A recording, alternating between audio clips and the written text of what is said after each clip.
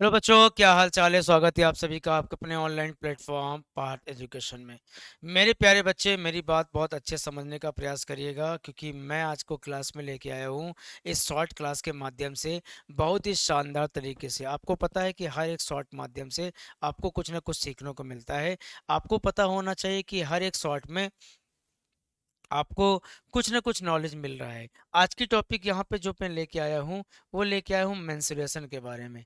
तो आज हम लोग मेंसुरेशन के बारे में थोड़ा सा जानकारी लेंगे कि मेंसुरेशन आपके टॉपिक के लिए कितना सुटेबल है। मेंसुरेशन आप जानते हैं कि एक एडवांस का पार्ट होता है, जिसमें आपको बता दूं मेंसुरेशन में दो पार्ट आपके होते हैं। मेंसुरेशन एक पार्ट आपका 2D होता है और एक पार्ट आपका क्या होता है, 3D होता है। टू डायमेंशन और क्या होता है, 3 डायमेंशन। टू डायमेंशन की बात अगर हम करें तो टू डायमेंशन में पहला आपका यहाँ पर होता है वर्ग, दूसरा आपका यहाँ पर होता है, ध्यान रखना, दूसरा आपका यहाँ पे आयत होता है, तीसरा आपका यहाँ पर वृत्त होता है, चौथा आपको यहाँ पांचवा आपको यहाँ पर क्या होता है, पांचवा होता है त्रिभुज होता है। तो आपको पता है कि वर्ग, आयत, वृत्त, चतुर्भुज और त्रिभुज। अब कहानी ये है कि वर्ग के बारे में अगर हम बात करें तो वर्ग को क्या कहते हैं, वर्ग को कहते हैं बेटा स्क्वायर, ठीक है।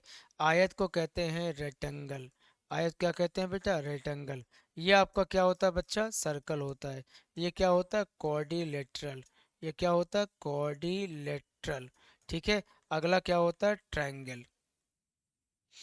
तो मेरे प्यारे बच्चे, आपको बताना चाहता हूँ कि ये चीज़ें जितना मैं बता रहा हूँ, ये सब चीज़ें आपको मेंसुरेशन के अंतर्गत पढ़ना है। इसके बाद आपका 3D के पार्ट में आएंगे तो 3D में आपका यहाँ पर होगा बेलन, बेलन के बाद आपका 3D में यहाँ पर होगा शंकु, फिर आपका यहाँ पर होगा गोला, फिर आपका यहाँ पर होगा बेलन, शंकु हो गया, गोला हो गया, फिर आपको यहाँ पर होगा घन और घनाभ, घन और क्या होगा, घनाभ। फिर आपका यहाँ पर होगा प्रिज्म, प्रिज्म और या पिरामिड, प्रिज्म या पिरामिड। तो भैया जी इसको बोलते हैं सिलेंडर। क्या बोलते हैं बच्चा, सिलेंडर। ये क्या होता है, कोन होता है। ये क्या होता है, स्पीयर होता है। और ये क्या होता है, cube and cuboid, cube and क्या होता है, क्यूबाइड होता है। इसके बाद प्रिज्म पिरामिड आप जानते ही जानते हैं। ये कहानी जो हम आपको यहाँ पर दिखा रहे हैं, ये सब कहानियाँ समझने का प्रयास करो। मेंसुरेशन के पार्ट में अगर मैं बात करूँ, एक आपका 2D होता है और एक आपका 3D होता है। 2D में देखेंगे स्क्वायर होगा, फिर आयत होगा, वृत्त होगा, चतुर्भुज होगा, फिर आपका त्रिभुज होगा।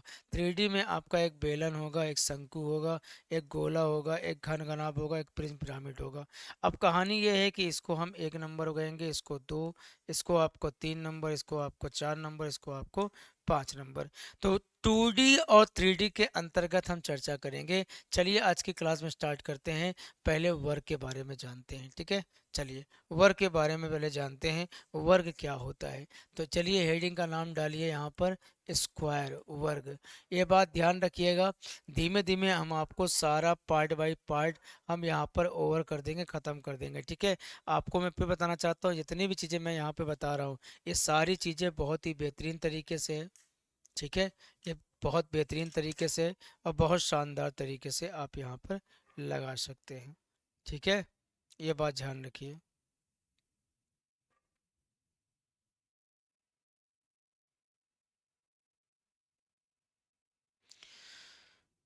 चलिए आगे बढ़ेंगे, वर्ग के बारे में जानेंगे, वर्ग क्या होता है। मेरे बच्चे, अगर वर्ग के बारे में जानेंगे तो वर्ग क्या चीज़ है, मैं यहाँ पर वर्ग ऐसे बना दे रहा हूँ। वर्ग बनाने के बाद यहाँ पर मैं कह दे रहा हूँ, वर्ग का प्रत्येक भुजा जो होता है वो बराबर होता है, और वर्ग का प्रत्येक कोण आपका कितने अंश का होता है, 90 अंश का होता है, ठीक है। अगर मैं आपसे यहाँ पर ये कहूँ कि वर्ग का परिमाप क्या होता है, अगर मैं परिमाप यहाँ से निकालूँ, परिमाप, परिमाप का मतलब होता है भुजाओं का योग, परिमाप का मतलब होता है भुजाओं का क्या, योग। तो भुजा का योग, तो परिमाप का मतलब होता है भुजा का योग। अब भुजाओं का योग करेंगे तो कितना आएगा, 4a। दूसरा आपका ध्यान रखना, इसका दूसरा आपका होता है एरिया। अगर वर्ग का एरिया निकालेंगे तो भुजा स्क्वायर होगा, या फिर इसको विकर्ण स्क्वायर, या फिर इसको विकर्ण स्क्वायर बाई टू भी बोलते हैं, ठीक है। तीसरा आपको बता दूं वर्ग का विकर्ण कैसे होता है। अगर वर्ग का विकर्ण हम देखें तो a√2 होता है। कितना होता है? a√2। तो पहली चीज हमने क्या जाना? पहली चीज हमने जाना कि वर्ग का परिमाप क्या होता है। तो वर्ग का परिमाप जो होता है 4a होता है। फिर हमने जाना, आपका ध्यान रखना, हमने जाना कि एरिया क्या होता है, ए स्क्वायर या विकर्ण स्क्वायर बाई टू होता है। इसके बाद हमने जाना आपका,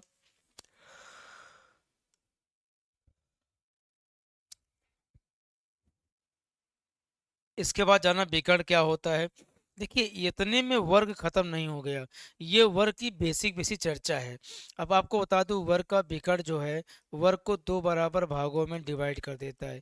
वर्ग का विकर्ण इस वाले एरिया को, इस वाले एरिया को दो भागों में क्या करता है? डिवाइड कर देता है।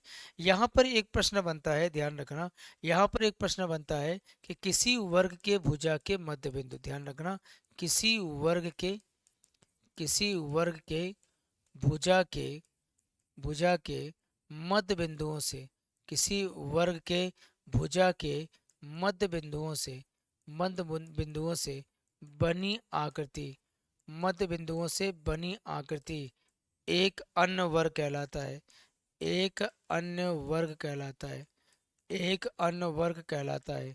इसका मतलब अब कह देंगे, अगर वर्ग के भुजा के मध्य बिंदु से हम कोई आकृति बनाएंगे, जैसे मान लो ये वर्ग है, अब वर्ग के भुजा के मध्य बिंदु से, तो भुजा का मध्य बिंदु ये है, ये है, ये है और ये है। अगर इन मध्य बिंदुओं को आपस में मिला देंगे तो ये बनी आकृति एक क्या कहलाएगी? अन्य वर्ग कहलाएगी। बनी आकृति का मतलब इसको, ये इसको मिला देंगे, देखिए इसको मिलाएंगे, इसको मिलाएंगे, इसको मिलाएंगे और इसको मिलाएंगे, तो जो आकृति यहाँ पर ड्रॉ हो रही है, यहाँ पर आपका ए बी और सी डी है। यहाँ पर जो आकृति आप बना रहे हैं पी क्यू आर एस, तो पी क्यू आर एस भी एक वर्ग है। पी क्यू आर एस भी एक क्या है? वर्ग है। तो पी क्यू आर एस भी क्या है बच्चा? वर्ग है। तो मैंने क्या बोला? किसी भी वर्ग के भुजा के मध्य बिंदुओं से, भुजा के मध्य बिंदुओं से अगर सबको मिला दें तो ये जो काजू कतली का रूप बनेगा ये भी एक वर्ग होगा। तो वर्ग के भुजा के मध्य बिंदुओं से बनी आकृति हमेशा एक अन्य वर्ग कहलाएगी। क्या कहलाएगी भैया? एक अन्य वर्ग कहलाती है, ठीक है। आगे बढ़ेंगे थोड़ा सा। अब कहानी ये है कि मैं आपसे ये कहना चाहता हूँ, किसी वर्ग के, किसी वर्ग के अंतर्गत, किसी वर्ग के अंतर्गत अधिकतम क्षेत्रफल का, ध्यान रखना, अधिकतम क्षेत्रफल का, किसी वर्ग के अंतर्गत अधिकतम क्षेत्रफल का, अधिकतम क्षेत्रफल का एक वृत्त बनाया जाए। अगर अधिकतम क्षेत्रफल का एक वृत्त बनाया जाए, अगर एक वृत्त बनाया जाएगा तब क्या होगा कि किसी वर्ग के अंतर्गत अधिकतम क्षेत्रफल का वृत्त बनेगा। तो ये आपका वर्ग है।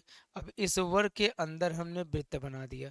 मान लो ये वर्ग भुजा ए है, इसके अंदर हमने एक सर्कल बना दिया ऐसे। तो बेटा आपको पता है कि जैसे मैं इसको सर्कल बनाऊंगा तो आपको पता है अधिकतम एरिया का मतलब सभी साइडों को ये टच कर पाए। अब आपको पता है कि ये केंद्र है, आपको पता है कि यहाँ से यहाँ तक खींचोगे तो ये आर होगा, ये आर होगा। तो जो वृत्त का व्यास है, ध्यान रखना, जो वृत्त का व्यास है वो हमेशा सामने वाली भुजा के बराबर होगी। वृत्त का व्यास भुजा के बराबर होगी। तो वृत्त का व्यास 2r, भुजा ए, तो यहाँ से वृत्त की त्रिज्या ए बाई कितना हो जाएगा? 2। तो प्रश्न अगर आपसे पूछे कि वर्ग के अंदर अधिकतम क्षेत्रफल का अगर वृत्त बनाए तो इसकी त्रिज्या क्या होगी, तो इसकी जो त्रिज्या होगी भुजा की क्या होगी? आधी होगी। तो यहाँ पर लिख देते हैं, तो रेडियस जो होगी वो भुजा का आधा होगा। भुजा का क्या होगा भैया? आधा होगा। परंतु यही चीज अगर मैं आपसे ये कहता, ध्यान रखना, अगर यही चीज मैं ये कहता किसी वर्ग के, अगर मैं कहता किसी वर्ग के बाय, किसी वर्ग के बाय अधिकतम क्षेत्रफल का, किसी वर्ग के बाह्य अधिकतम क्षेत्रफल का, अधिकतम क्षेत्रफल का, अधिकतम क्षेत्रफल का एक वृत्त बनाया जाए, अधिकतम क्षेत्रफल का एक वृत्त बनाया जाए। अगर इसे बनाया जाए, बनाया जाए अगर मैं ये कह रहा हूँ किसी वर्ग के बाह्य अधिकतम क्षेत्रफल का वृत्त बनाएं, तो कोई वर्ग है, अब इस वर्ग के बाहर अधिकतम क्षेत्रफल का वृत्त बने, तो बाहर बनने का मतलब ऐसे बनेगा। तो जब ऐसे बनेगा बच्चा, तो आपको पता है बाहर इस तरह से बनेगा। तो बाहर बनने का मतलब है ये भुजा ए, ये भुजा ए, ये भुजा ए, ये भुजा ए। बाहर बनने का मतलब है, अब हम कैसे, बाहर बनने से क्या होगा, अगर इस डायगोनल को ऐसे मिला दीजिए, तो ये भी तो आर आर है, ये भी तो आर है, तो ये कहीं ना कहीं जो व्यास है वो वर्ग के विकर्ण के बराबर होगा। कहीं ना कहीं जो व्यास है वो वर्ग के विकर्ण के बराबर होगा। ये जो व्यास है ना, वो विकर्ण के बराबर होगा। व्यास आपका 2r, विकर्ण आपका a√2। तो यहाँ से r का मान निकालेंगे, तो a√2 बाई कितना आ जाएगा, 2 आ जाएगा। अब यहाँ से प्रश्न आपसे पूछेगा कि अंदर बनेगा तो क्या होगा, कह देना अंदर बनेगा तो भुजा का आधा, अगर बाहर बना तो कह देना बेटा विकर्ण का आधा। किसका आधा बताइए, विकर्ण का आधा। समझ में आ गया। अब यहीं पर एक कहानी बन जाएगी, ध्यान दीजिएगा। कहानी क्या बन जाएगी, समझिए। कहानी ये बन जाएगी, किसी वृत्त के, किसी वर्ग के, किसी वर्ग के अंदर तथा बाय, अंदर तथा बाय वृत्त बनाया जाए, वृत्त बनाया जाए, तो बनाए गए, बनाए गए वृत्तों, वृत्त के, बनाए गए वृत्त के अंतःवृत्त तथा, अंतःवृत्त तथा बाह्य वृत्त, अंतःवृत्त तथा बाह्य वृत्त के त्रिज्या का अनुपात, अंतःवृत्त और बाह्य वृत्त के त्रिज्या का अनुपात क्या होगा। तो अंतःवृत्त और बाह्य वृत्त के त्रिज्या का अनुपात अगर पूछे, तो यहाँ से R1 R2 का अनुपात निकाल लें। तो R1 अनुपाते R2 बराबर a/2 √a√2/2। मेरे बच्चे बहुत शानदार क्वेश्चन पूछेगा। R1 और R2 का रेशियो 1/√2। तो ये सबसे शानदार तरीका है, ठीक है। शानदार तरीका है, इसके अंतर्गत जो मैं आपको बता रहा हूँ उसके अंतर्गत आपसे क्वेश्चन बाहर पूछे गए नहीं। अगर आप आरआरबी की तैयारी कर रहे हैं, या एसएससी जीडी का, या यूपीएसआई का, तो ये जो वीडियो है बहुत ही हेल्पफुल मिलेगी। आप सब लोग को अगर पसंद आया हो तो वीडियो को लाइक और शेयर करिएगा, और साथ साथ मुझे बताइएगा कमेंट बॉक्स में कि आप अगली क्लास में क्या चाहते हैं। तो अगली क्लास जो हमारी रहेगी वो सर्कल पर रहेगी, ठीक है। सर्कल की क्लास हम आपको अगली क्लास में देंगे। आज के लिए इतना ही। धन्यवाद। जय हिंद, जय Bharat. Thank you so much. Thank you भाई, धन्यवाद।